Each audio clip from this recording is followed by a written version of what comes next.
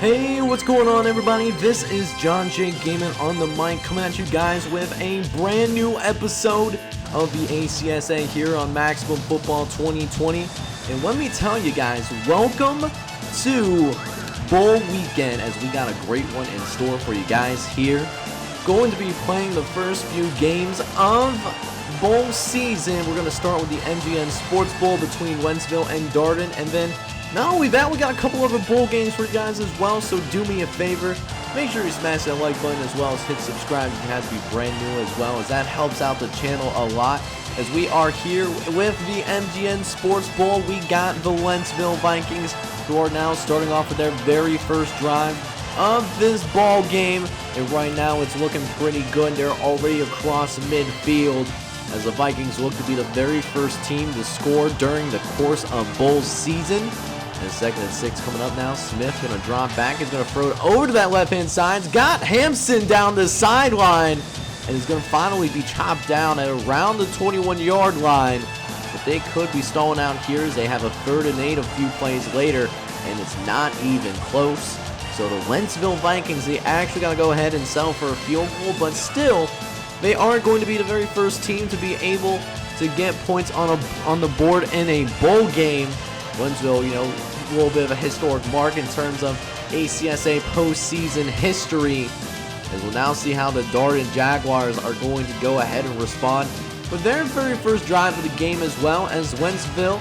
You know, they had themselves quite a methodical drive with decent length, as it's already down the first, half of the first quarter, done and taken care of already. And Darden just now is getting the opportunity with the football as well. So could be a very interesting one in the works here for sure here at this MGN Sports Bowl game, as Renfro takes a massive shot. Oh my goodness gracious.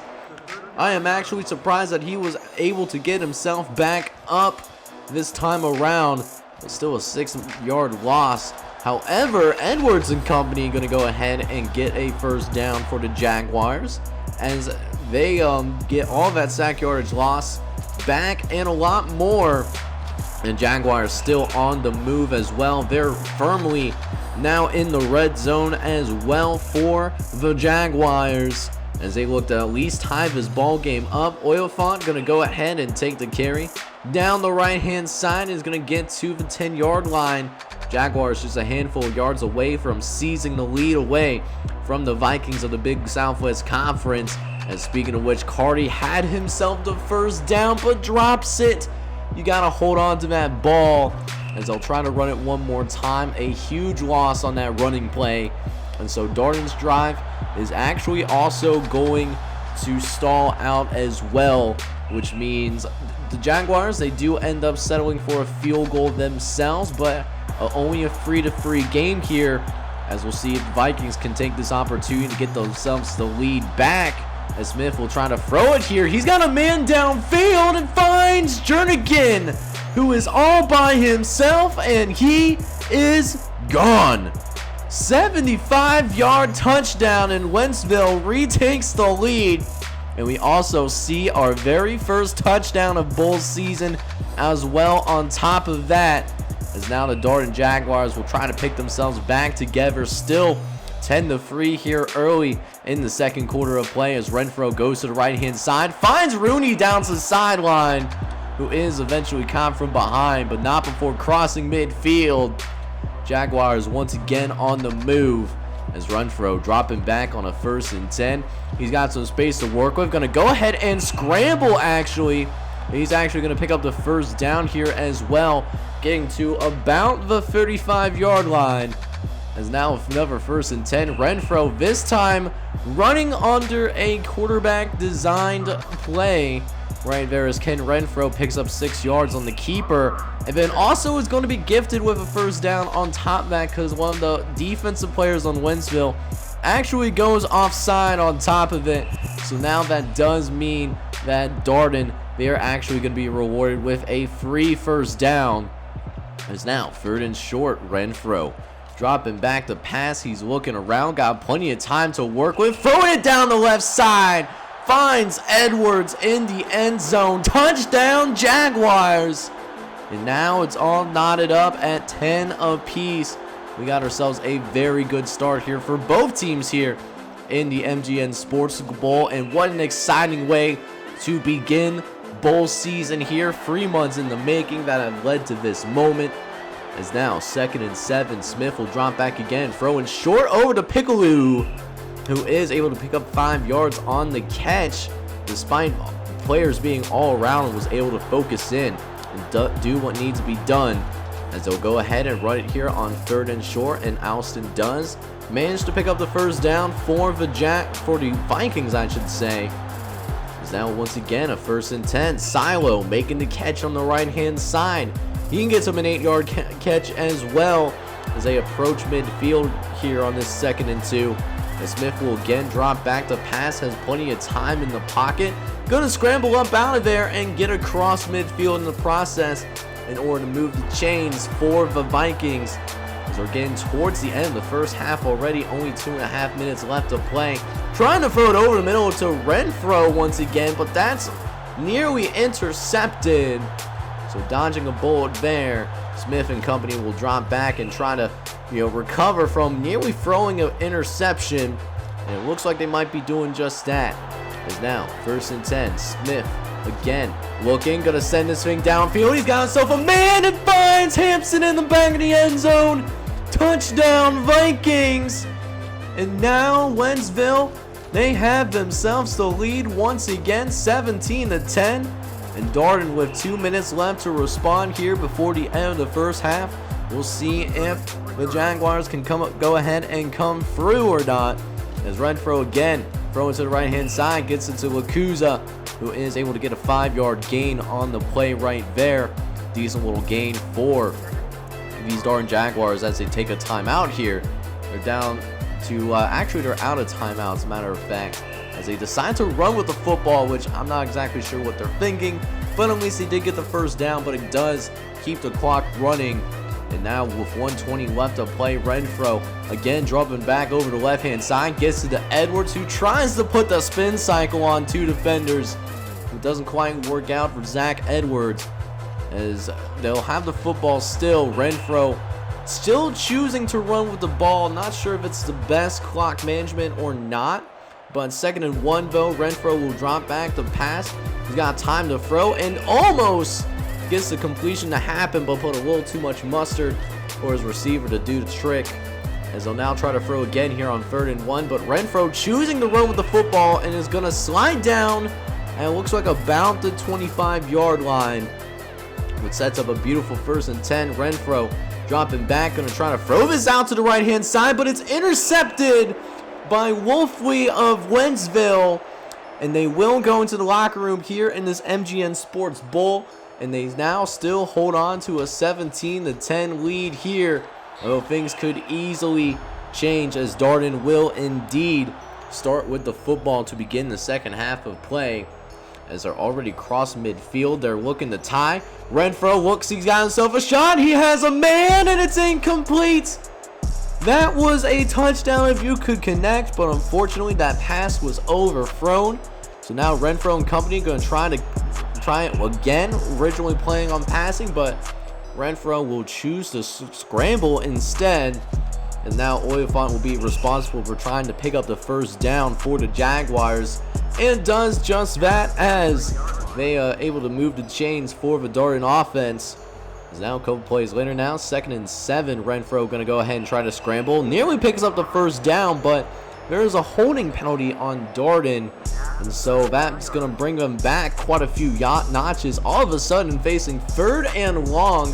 Renfro again going to try to run for the first down. Has some space and somehow manages to pick up that first down in the process. As now 1st and 10, following the longer scramble, going to try to throw it out to the right hand side. That is incomplete, but deflected away at the very last second. As again, Oliphant going to go ahead and pick up the first down for the Jaguars again, as Darden looks to tie this ball game up here. As now 1st and 10, Renfro going to take it on a quarterback design run, picks up decent yardage, but again, second holding penalty for Darden on this drive. This time knocking him back to the 22-yard line. Renfro got to make a play here and finds Zach Edwards again. His second receiving touchdown of this ball game, and what a time to do it here in bowl season. And on top of that, the Jaguars gonna go ahead and opt for 2. Renfro gonna walk in, and the 2-point conversion is also good, which means for the very first time today, the Jaguars do have the lead here. And now it's time to see what these Wentzville Vikings are made of. Midway through the third quarter, finding themselves down for the very first time today. We'll see what they got here as Alston will take the carry at the right-hand side. Also picking up a first down for the Vikings. They're almost to the 40-yard line already, looking to get more points on the board. Smith also scrambling upfield as well on top of that, and managing to get to about midfield before going ahead and sliding down and protecting the body. Is now 1st and 10 again. Smith dropping back the pass. He's looking around, gonna go ahead, scramble out of the pocket, doesn't see anybody open upfield. Is able to pick up a few more yards at the very least. Is now 2nd and 4 now. Next play, Smith, he's got time, but facing pressure eventually though, finds Piccola, who does get him across the 25-yard line for another big first down. Vikings now effectively in field goal range, but will they go for more? We'll have to wait and see as Alston tries to get some running room and finds 5 yards. So you love to see that, making it 2nd and manageable for this Wentzville Vikings, who do tend to be more methodical usually. Although now facing 3rd and 5 following incompletion, it'll be interesting to see what they decide to do here. Although that makes it a lot more complicated, as an illegal procedure now backs them up 5 yards. Now 3rd and 10, gonna throw it to Hampson, who gets it right to where they originally were, but well short of the marker. But the Vikings do end up kicking another field goal, which means the Vikings do have the lead right back. So now we'll see what the Jaguars can conjure up here on their next drive. They find themselves down as well. Only 6.5 minutes left to play here in the very first bowl game in ACSA history, as Rooney able to pick up the first down for the Jaguars. Is now next play, DJ Rooney and company gets them to the line. Renfro will drop back to pass, so he's got plenty of time to work with and gets it to Nuss on the outside, who is going to be brought down at about the 30-yard line. And gets him right to the edge of field goal range for the Jaguars. But if you're that Darden coach, you're going to want to get one more first down so that you feel more confident about the kick, as they'll throw it forward, but not sure who that was supposed to go to, trying to do some Patrick Mahomes when he's not Patrick Mahomes whatsoever. As now 2nd and 15, Edwards picks up the first down for the Jaguars, and there's that first down that I was talking about right there. And so getting them in the red zone, very comfortably in the range of this kicker now. So even if they don't pick up this first down, which they end up not doing, they are going to go ahead and settle for the field goal once again. As Renfro holds, the kicker gets it up there, and the kick is good as well. Darden doing his job, able to take the lead. Wentzville down by 1 minute and 30 left to play. One last opportunity to win this ball game. We'll see who wants it more here, as this drive right here is going to determine who wins the game. As now 2nd and 10, going to try to throw it down the right side, finds Hampson for the first down. That might be getting him into field goal range. Just gotta not turn the football over. You have one job here, and what do? You turn the football over. Fox gets the interception, and the Darden Jaguars are the MGM Sports Bowl champions, winning by a final score of 21-20 against the Vikings. So what a really exciting way to begin bowl season, as to try to follow it up, we now have our next bowl game being shown here today, the Travelers Choice Bowl, sponsored by Travelers Choice Inn and Suites. And this matchup has the Clinton College Indians representing the Big Southwest Conference. They are going to go ahead and play against the Florida Tech Techies, who are representing for the Atlantic Shore. So the first bowl matchup between two Power 5 teams is now Clinton College. They will start with the football to begin this game. and going with some run plays to start out. 2 running plays, both yielding good results for this Indians offense, as they got the first down again into 36, as they'll now switch it up to the pass now. It opens up the pass when you can run the football well, and we can saw a great example of that as Scott was just wide butt naked open over the middle. Even I could have hit that pass if I had time like that in the pocket, as now the Clinton College offense, they are on a roll here early and often, as now Malake, 2nd and 1, gets it to Edwards once again, who's wide butt naked open, as Perrin Crow would always say, down that left side. Nobody really accounted for him. You can certainly see that, as well as Malake going to try to throw it towards the end zone already. Tight window. It almost backfired completely. So instead of 3rd and 9, going to try to throw it one more time and finds Lindsey this time in the end zone. Touchdown Indians. And on their opening drive, the Indians of Clinton College get themselves on the board and have an early 7-0 lead. And not only that, Florida Tech's first drive also ends up stalling out in their face. So now the Indians, they have good field position to work with. They have momentum, and they also have the football as well. They can get off to a really fast start here, as they can make this a quick 14-0 lead. But Florida Tech defense not going to make it so easy on them, as they're already facing 3rd down. Malarkey going to try to run out of the pocket. Somehow gets out of there. He gets across the 30-yard line and is finally tackled down by his Florida Tech defense, getting him to the 26. As now Malarkey going to hand it off to Edwards again, making some guys miss, as finally he's brought him down from behind. He only had one more man to beat in front of him. If it wasn't for that man could have been gone like a girl in a country song. As Malarkey will go over the middle, find Lindsey, who nearly gets to the end zone. He dived for it, but the officiating staff's going to mark him at the 1-yard line. So the 1-yard line monster going to stop him there. But Florida Tech getting some breathing room as they get a sack. And someone gets him all the way to the 7-yard line. Malarkey, though, doesn't matter. Going to throw it in the end zone. Touchdown Indians. And so Clinton College certainly off to a very fast start here in this first quarter of play, as now Florida Tech, how are they going to answer? How are they going to respond here? They have been situations like this before, where they have been down early and have not responded well. Can they break that stereotype? Can they break that label of choking, when things do not go in their way? We'll have to wait and see here, but for now, Florida Tech moving upfield, trying to throw it down the middle of the field, was nearly intercepted. Thankfully, it's deflected away so that Hilton still has a chance with the ball and finds Hinton.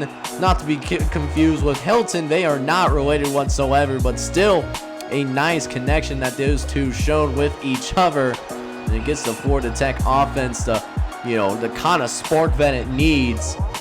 As now 1st and 10 from the 30-yard line. Hilton will drop back to pass.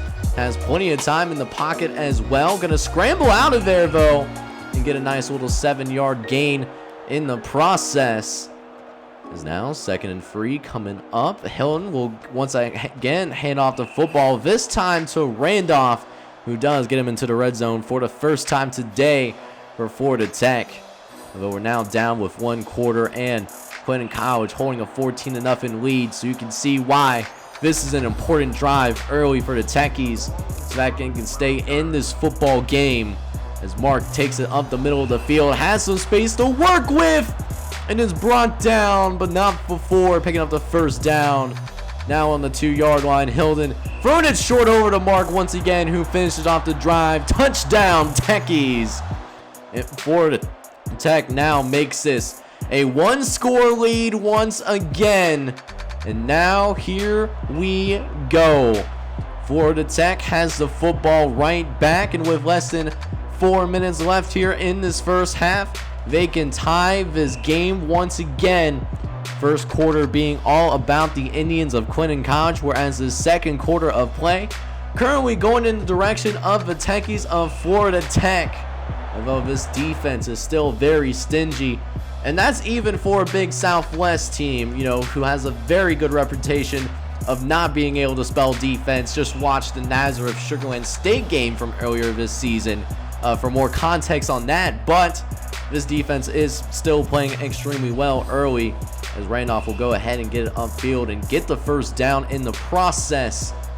It's now 1st and 10 from the 42-yard line. Hilton will once again hand it off to Randolph, who's got space to work with. And it's a nice little 8-yard gain in the process as well. Randolph taking care of business right now as we get to about the 2 minutes mark here in this first half. And Florida Tech still on a drive, as Kurt Hershing would always say, get the keys out, because they are certainly on a drive right now. Is now 1st and 10, going down the right sideline, has Lewis, who dives into the end zone, but is marked just short, 1 yard shy. But Hilton going to be able to punch it in, throwing it quickly over to Mark again for his second score of the day. And it ties this thing up to 14 apiece, as now we go into the second half and what is still a very competitive bowl game between the Clinton College Indians and the Florida Tech Techies here in this Traveler Sports Inn and Suites bowl game. But Florida Tech, they start off with the football here in the second half, as they deferred to kick it off to their opponents when this game originally started. Is now 3rd and 2 now. Hilton going to go ahead, run upfield, and get to about the 36-yard line there for a first down. As Florida Tech gets themselves on a drive once again. Randolph going to take the carry up the middle and find some tough running room.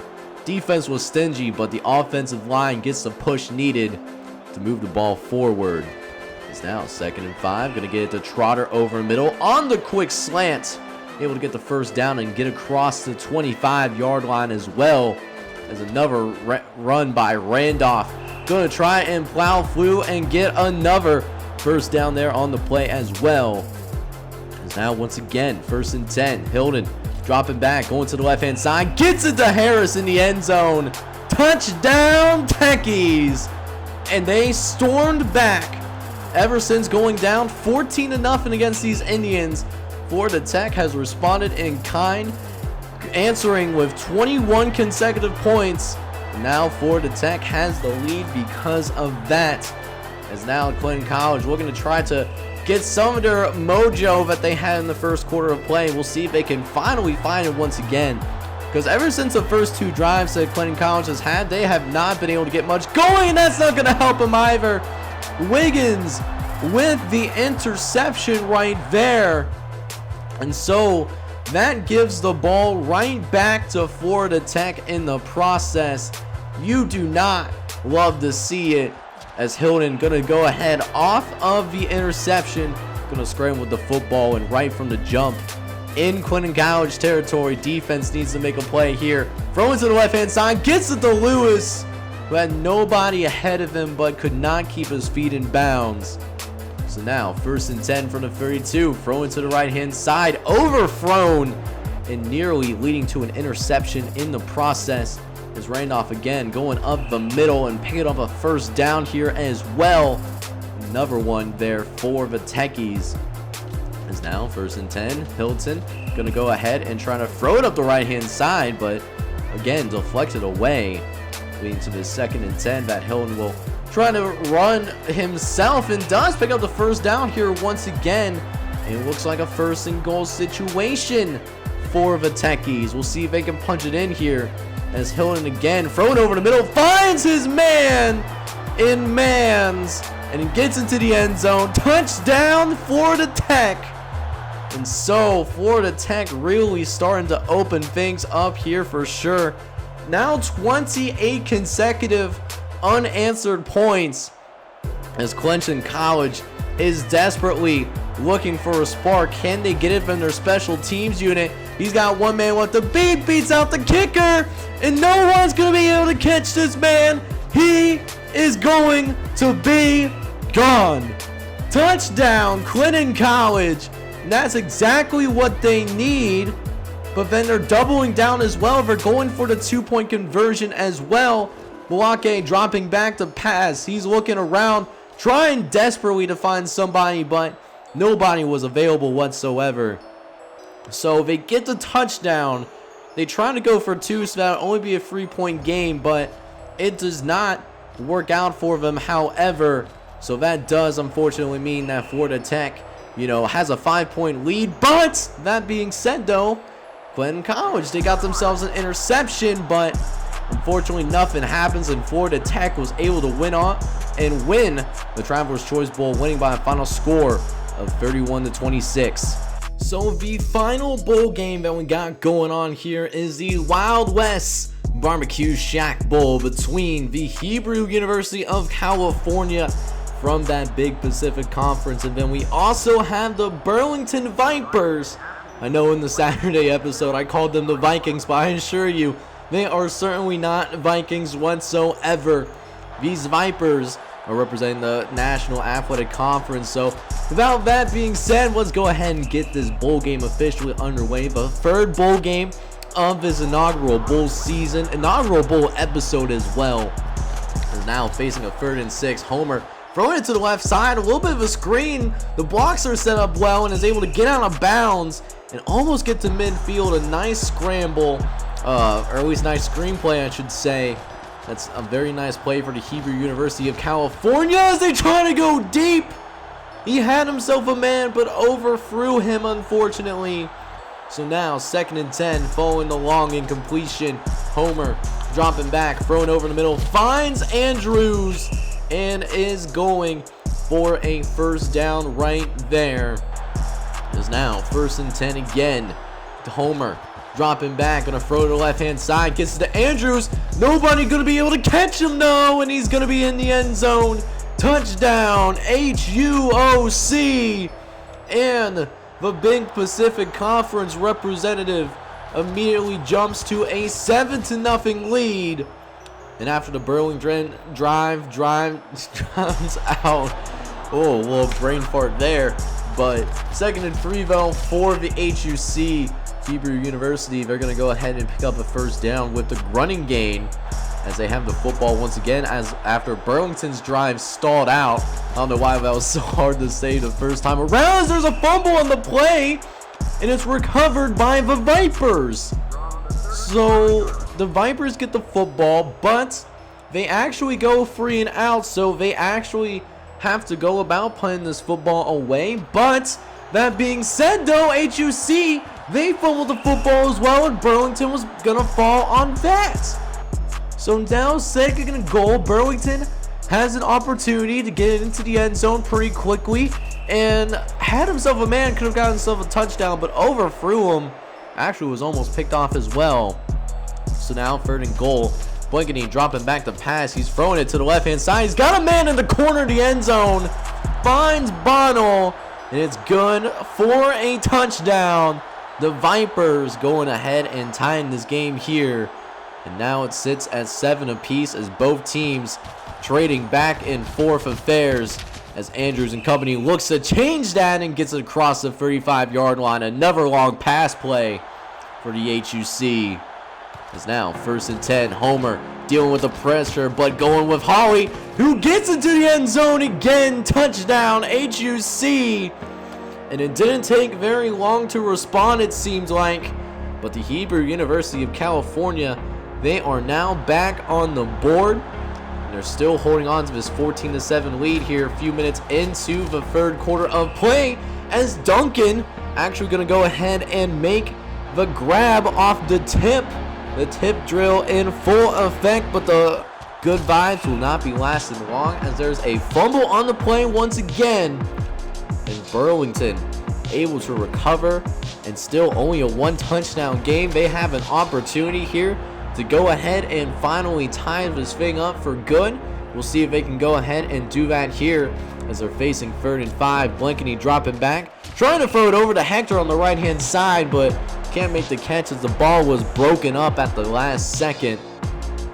As now a couple drives later, after HUC's drive stalls out, Blankety and company are back on the field with good positioning as well, but throws an interception though on the first play of the drive. And HUC, huge play once again as they try to go about, capitalizing off the interception. We'll see if they can do it here as we are getting into the final moments here of this third quarter, as the first play of the fourth quarter now starting for this Wild West Barbecue Shack Bowl. HUC still holding on to a 1-touchdown lead. Is now 2nd and 6. Homer dropping back the pass, trying to throw over the middle. Hawley makes the catch, but also fumbles the football as well. So Burlington, they get the ball as well. But of course, they went 3 and out on their next drive, so they could not take advantage of the turnover, which does mean, unfortunately, that Burlington still finds themselves down. And HUC has the football as well, as Homer throwing to the left-hand side, gets it to Turner, who has one man left to beat, but is brought down about the 45-yard line, and is actually lucky that it wasn't a bigger gain, because they sent the entire house. Nobody was there to cover him. If he didn't have to jump for that ball, that man was certainly going to be gone like a girl in a country song. There's no doubt about that. It's now 3rd and 7. Homer throwing it to the left-hand side, finds Davis down the sideline. It's going to be brought down outside the 25-yard line. HUC on the move once again, looking to find a little bit of insurance here, as they will throw again over the left-hand side, but unfortunately it is incomplete. So now 3rd and 7 coming up here, as Homer will drop back the pass. He's looking around, going to go over the middle to Andrews, and Andrews going to go ahead and pick up a very nice first down as well. It's now 3rd and 12 again. Homer throwing to the left-hand side. It's incomplete, however, and so that does mean that the drive stalls out again for HUC, but they get a huge field goal. So now it's a 2-possession game. Burlington, they really got to get themselves going here, although a pass interference, that is certainly going to help the cause as well. It's now a 1st and 10 off the penalty. Blankeny facing pressure, gotta have to get out of there, and does manage to do so.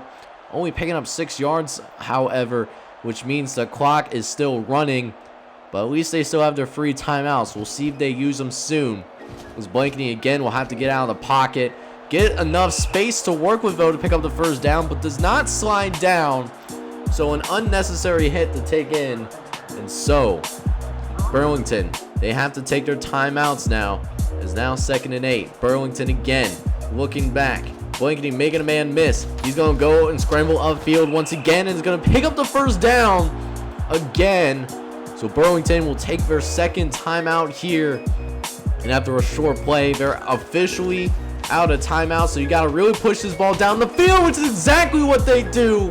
Weimer able to pick up the first down for the Vipers. And this thing is far from over, but they got to score quickly, though, as Blankeny, 2nd and goal, trying to throw it over the middle, but it is unfortunately incomplete, though. So now 3rd and goal, 24 seconds left. Blankeny dropping back. He's looking, going to try to throw it towards the left-hand side. That's also incomplete as well. And so they have to go for it here on 4th down. Blankeny dropping back, doesn't have time, going to try to run in the end zone, but is denied.